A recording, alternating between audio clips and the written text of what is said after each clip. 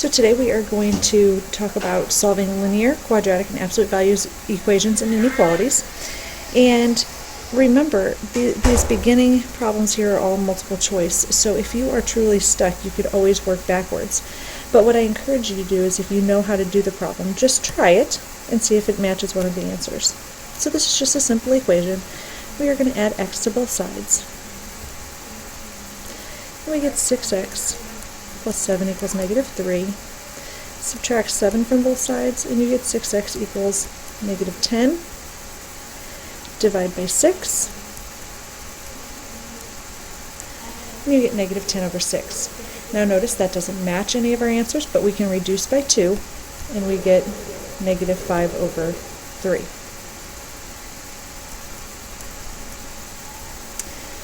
Okay, number 2.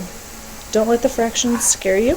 You're doing the exact same thing. You're going to combine like terms, so I'm going to subtract 1/3 x from both sides.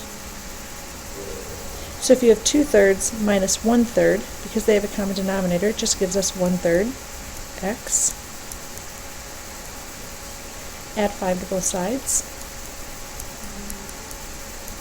And now we have 1/3 x equals 14. To get rid of the 1 over 3, we are going to multiply by the reciprocal, which is 3, or 3 over 1. That cancels the 3, and we have x equals 42. I would like you to pause the video and do number 3. Remember, you are going to have to distribute here before you combine like terms. Number 4. This is an inequality. You're going to do it the same way as an equality, only you're going to flip the sign if you multiply or divide by a negative. So first, I'm going to subtract 1x from both sides. I get negative 7x is greater than negative 14. I am going to divide by a negative 7. So instead of greater than, I have to flip it to less than. Negative over negative is a positive 2. The answer is A. Number 5 is a compound inequality. We have to get x by itself, so we're going to subtract 2, but when we do that, we have to do that in the middle, on the right, and on the left. So 9 minus 2 is 7, less than or equal to negative x less than 4. We want x, not negative x, so we're going to divide by a negative, which again will flip the signs. Now be careful here. We've got negative 7 and 4, and negative 4. So we have negative 7 and negative 4. We have two options here. Look at A and look at B. What is the difference? This one says that x is greater than negative 4 or x is less than or equal to negative 7. This one says that x is greater than or equal to negative 7 and less than negative 4. So here we have x is greater than negative 4. If we looked at this on a number line, negative 7 and negative 4, we'd have greater than negative 4, and we'd have less than or equal to negative 7. Notice these are going in opposite directions. There's not a point that will fall in both of the shaded areas, so this is an OR problem. So your answer should be not B, it should be A. X is greater than negative 4 or x is less than negative 7. Okay, please pause the video and try number 6. For number 6, just treat this as two separate problems. The OR just says that this inequality works or this inequality works, so two separate problems.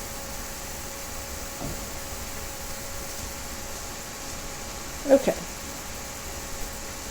Solving absolute value equations. Alright, so if we just take the absolute value of x equals 4, what numbers could I plug in there? Remember, if I plug in the absolute value of 4, that does equal 4. But if I plug in negative 4, the absolute value of negative 4 is also 4.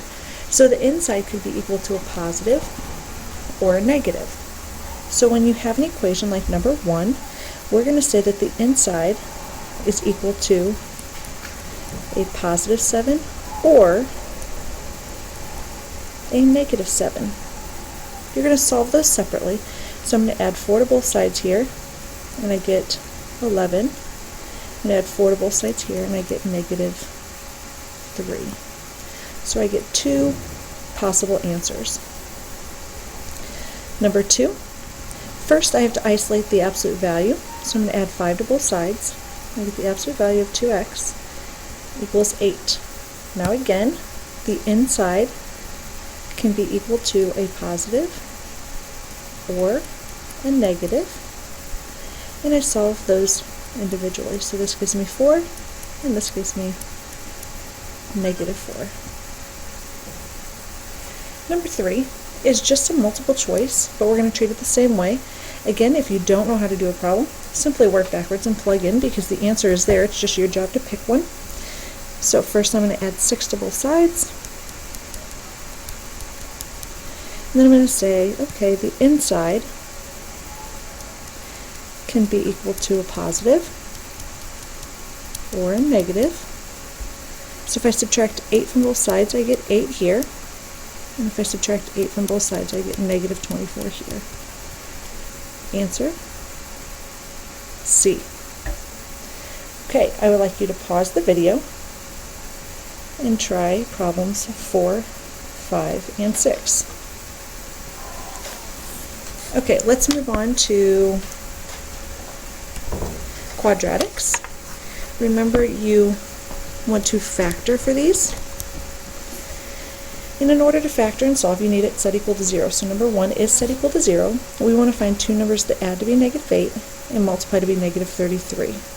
Well, the numbers that multiply to be negative 33 are 1 and 33, or 3 and 11.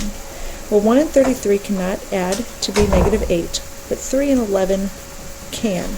Because remember, we're multiplying to be a negative, so that means that one of our signs needs to be positive, one needs to be negative. Because we are adding to be a negative 8, our bigger number 11 needs to be negative. You can check this by saying 3 times x is 3x. X times negative 11 is negative 11x.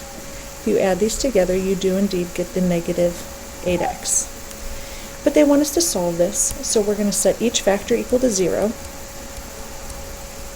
So here I'll subtract 3 and get negative 3. Here I'm going to add 11, and I get x equals 11. Okay, number 2 is a difference of two squares. So you're going to square root this and square root this. Because you're multiplying to be a negative, you want one positive, one negative. Square root of 81 is 9. Square root of x squared is x, so you have 9x. Square root of 16 is 4. So when you set each set of parentheses equal to 0 and solve, you're going to get your two answers. So here I'm going to subtract 4 from both sides and divide, and I get x equals 4 over 9. The only difference here is I'm going to add 4 to both sides, so I'm going to get, sorry, this should be negative. I'm going to add 4 to both sides on this one, and I get x equals positive 4 over 9.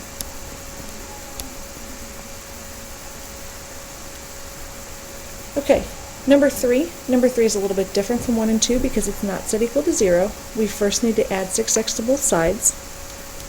So we get x cubed plus 5x squared plus 6x equals 0. Notice I put it in standard form from highest exponents to lowest exponents.